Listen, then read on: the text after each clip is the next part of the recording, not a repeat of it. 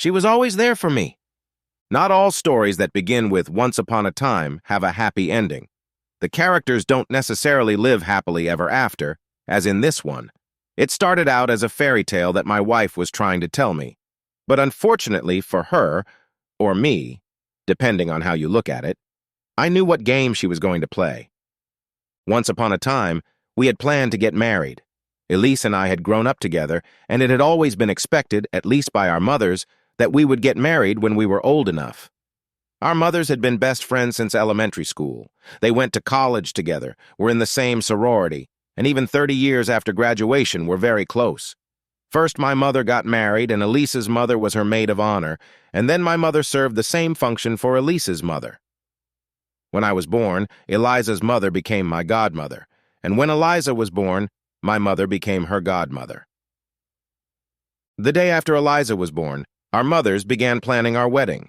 The families spent vacations together, celebrated vacations together, and from a practical standpoint, we might as well have been one big family. Being little, Elise and I had no idea what our mothers had planned for us. All we knew was that we were close. It wasn't until we reached the age where boys start to be interested in girls and girls start to look at boys that we began to realize what our mothers had planned. If I started being interested in a girl, my mom would find a way to keep us apart. If Elise had a crush on some guy, her mom was able to put a quick end to it. Elise and I always went to school dances together. She was my prom date, and I was her date. The turning point came when I graduated high school and went to college. Elise had one more year of high school left, so essentially we were separated and my mother could no longer try to control my life, while her mother could still control hers. Against my mother's wishes, I opted for a full college education. She wanted me to live at home and attend classes, but I wanted to live in the dorms, join a fraternity, and do everything else that most young college students do. My mom tried to pressure me, but I was in college on a scholarship, so she had no financial leverage. Away from home and her influence, I met girls and for the first time was able to go out and do something with a girl who wasn't Eliza. I dated a few girls and had a great time. I tore up a frat house and even dated a girl who was on the punch table that night. We hung out together for almost 2 months before we each decided to switch. At the party, I met the wife of one of the grad students who was a teaching assistant, and although I never could say with certainty who seduced who, she taught me all about it, and then was kind enough to tell me that I was very good.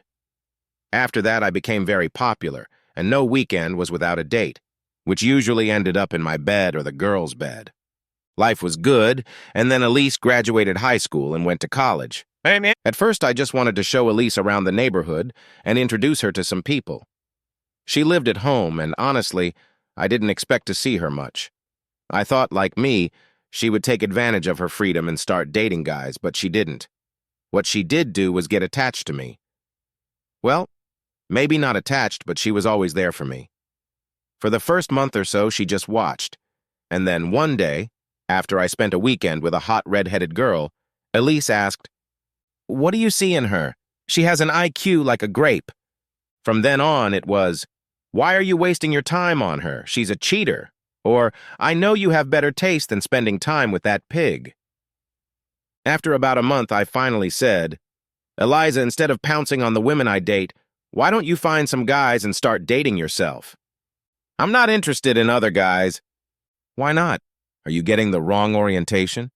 And to which I heard a very indignant, "Of course not." "So what's the problem?" I asked. "You." "Me? What's the problem with me?" "You've always been the one for me. I don't want anyone else. I want you." To shorten the story a bit, the gist is that the mothers had the wedding they had been planning since the day Eliza was born. Fast forward 6 years to the day I came home early from work.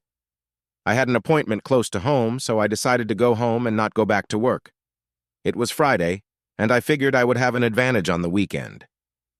I heard the sound of water running in the shower as I walked through the front door, so I headed for the stairs and then stopped when I noticed something. On the bottom step was a shoe, more specifically a come-to-me boat shoe.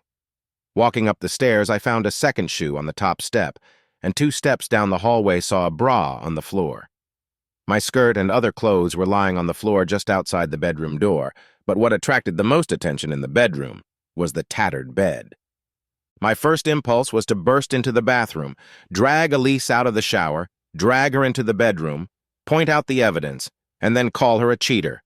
After that, I would have dragged her down the stairs and thrown her out of the house with her bare ass.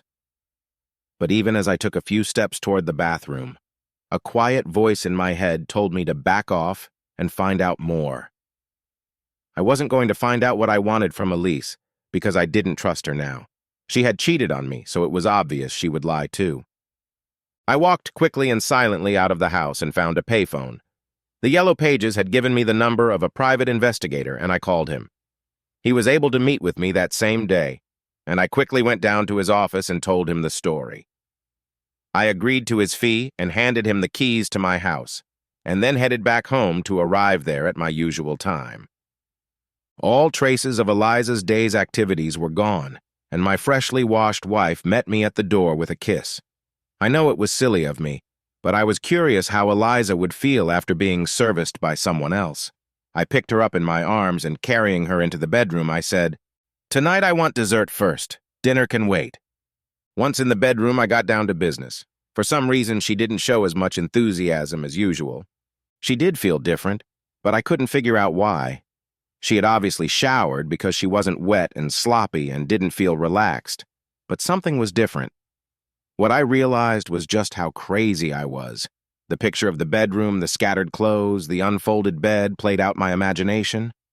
On Saturday, I'd taken Elise out to dinner and a show, and while we were gone, a private detective had used the key I'd given him to break into our house and install surveillance equipment. That night and Sunday, I yearned for Eliza like a ravenous man yearns for food. I kept remembering that torn bed. I remembered the nights I had participated in during college, and I would see Elise on that torn bed and 8 or 9 guys standing around waiting their turn, and it just fueled me. I think Eliza might have been happy to see me go to work on Monday. That week I slept with Elise every night when I got home from work, mostly to see if I could detect any signs that someone else was already there.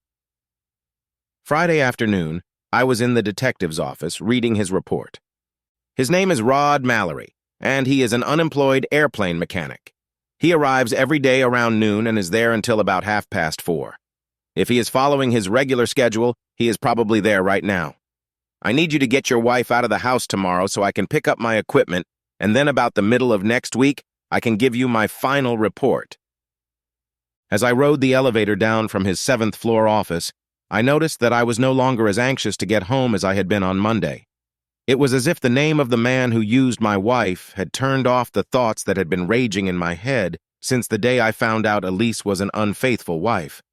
I don't know if it's because I've been counting down the seconds all week, though not carelessly, and couldn't determine what turned the switch off.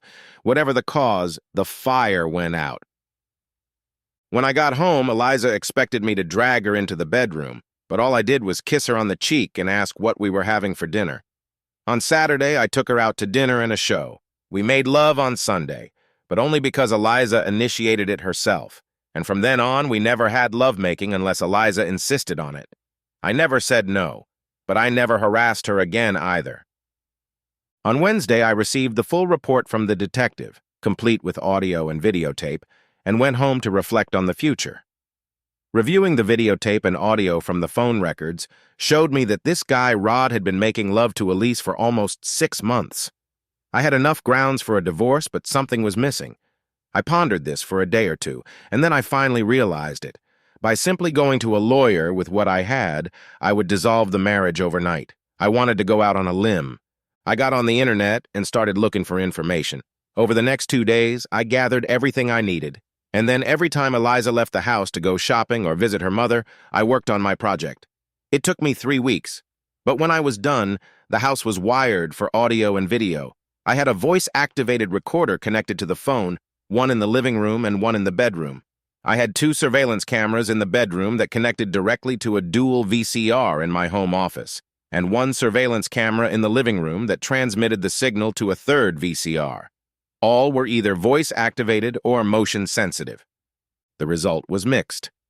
I got more footage of Eliza vacuuming floors, dusting, washing windows, and doing things around the house than I did of her and her lover, and that footage was either poor or outstanding, depending on the light level in the room at the time the footage was taken. I got better shots in the living room because it was south-facing, but they weren't in the living room as much. The bedroom windows faced the north side, and with the blinds down, I couldn't get much useful information. I got more than enough to go to a divorce lawyer, but I got that from a private investigator as well. Given the monstrous amount of money I had spent on equipment, I was hoping for better, much better. However, the audio tapes turned out to be a gold mine. I learned that Rod had insisted that Eliza leave me and marry him. Eliza kept pushing him away, and one day Rod told her she needed to shit or get off the pot. You either love me or you don't. You either want to be with me or you don't. But you have to make a decision because I'm tired of seeing you sneaking around. I'm tired of a couple hours a day. I want to spend evenings, weekends, and holidays, the whole 9 yards. What's it going to be? I found Elisa's answer very interesting. You know I want you, baby, or you wouldn't be here. But I want my husband too. I love him, and I don't want to break up with him, but I want you too. Well, we're at a crossroads here, baby. Obviously, we can't both be yours, especially since I'm tired of hiding. Would you share me with him if he found out about us and accepted it? How are you going to pull off this little miracle? Let me think, my love. Oh, look what time it is. You have to go. That was Friday. The following Monday, Rod brought it up again, and Eliza said she had a plan. I'm going to convince him to let me make love to another man. Ha, I'm sure he'll jump at the chance to do that. He may not jump at it, but there's a good chance he'll go for it. You can't be serious. What kind of man would agree to something like that? A man who loves me and who's sure I love him. No, baby, I don't see it. Look, he was a tough guy in college. He had love affairs with 20 or 30 different girls, but I went into our marriage bed untouched. I'll start talking him into letting me try another man. I'll tell him I'm curious about what I'm missing out on and ask if he'll let me satisfy my curiosity. I will keep coaxing him until he gives in and lets me do it. You'll become a different man and we'll keep going at it. Just be patient with me, baby. Give me a little time to work things out. Okay? On Tuesday, he asked her again how she was going to work it out. I'm going to make love to him, and when he's exhausted and no longer thinking clearly, I'm going to pounce on him. I still don't understand why it has to be just the two of us. You don't really want to know. Yes, I do. Well, you asked me choose between you two, I'll choose my husband. I love him, and I don't even want to think about living my life without him. He has everything a girl could want in a man. Is that all I mean to you? No, silly, I really like you a lot, but frankly, if it weren't for your temperament, you wouldn't be here. So are you going to make love to me or pout? Having been warned in advance, I was ready for Eliza when she hit me with this. We had just spent a grueling night making love, and Eliza was snuggling up to me. Honey, can I ask you a weird question so you don't get mad at me?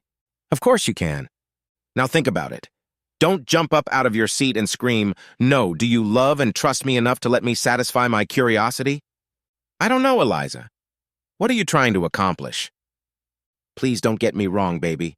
I love you to death, I really do. But I've always felt that by staying faithful until we were married, I was missing something. What do you mean, Elise? I've never had an opita like you, baby, and I've always wondered what the other one would be like. Let me get this straight. You want to sleep with another man and you want me to agree and say it's okay? I do. Is that your way of telling me you don't think I'm good in bed? Oh, God. No, baby, don't think that. Didn't the night we just had prove that I'm not? No, it's just curiosity on my part. I would never leave you for anyone else. You had a lot of girlfriends before we got married, so you could see all the differences between women, but you're the only man I've ever been intimate with. I just wish you'd let me satisfy my curiosity. Have you picked a boyfriend yet? Maybe one of my many friends who have a crush on you? No, honey. I don't want it to be someone we know. If you agree, I thought we could drive down to Denver, hit up a cocktail bar, and see if I can find someone I like enough to get lucky. No strings attached? You get your random guy and then we go home and forget about it? Yes, baby. Just long enough to satisfy my curiosity. When do you want to do it? Will you let me do it? Can I do it? Why not? It doesn't mean you're going behind my back. Sure, honey, go for it. How about Friday night? Friday night when I got home from work, Eliza was fully dressed and ready to go out. In her short skirt and high heels, she looked sexy as all get out. You should have no problem making love in this outfit. I hope not. If I get rejected, it would be a severe blow to my ego. As we drove to Denver, I asked her where she wanted to go, and she said she didn't know exactly. Just drive around, baby, and when I see a place I think I might like, I'll tell you. When we got to Denver, I drove around the neighborhood, purposely avoiding the rest area where I understood from the notes that Eliza and Rod were staying. I could see that Eliza was getting more and more nervous as we drove in circles. She desperately wanted it to look spontaneous, but I refused to cooperate. I would go in the direction I wanted to go, and then when I found myself a couple blocks away from the right place, I would turn right or left and go in the other direction. Eventually, I got tired of fiddling with it and headed to the right place. There, she said, pointing to Dino's. Why here? There's a motel right across the street.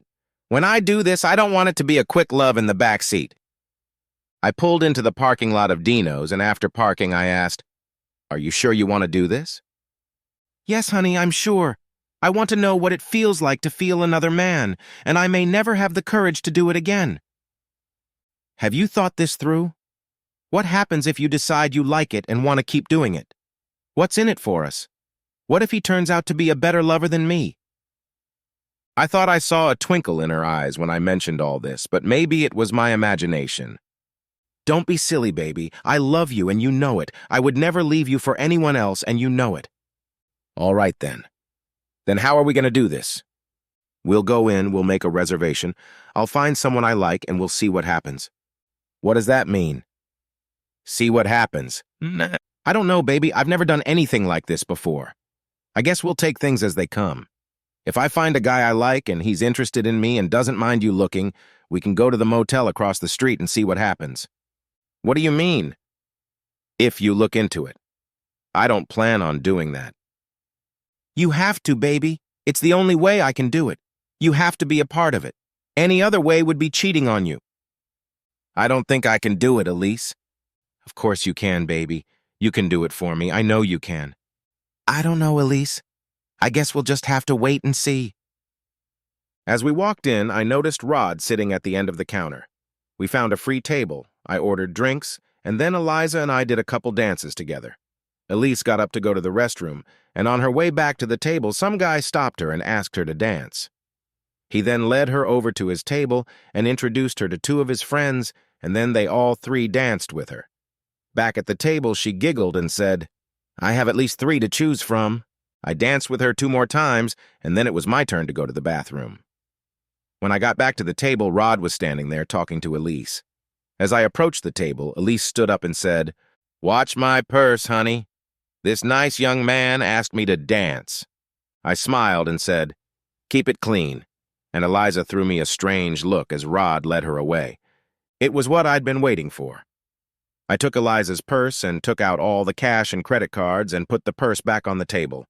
I pulled a videotape out of my pocket and placed it on top of her purse.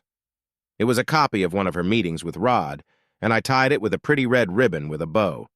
I put the card on top of it and then got up and left. When they came back to the table and opened the card, they saw what was written on it.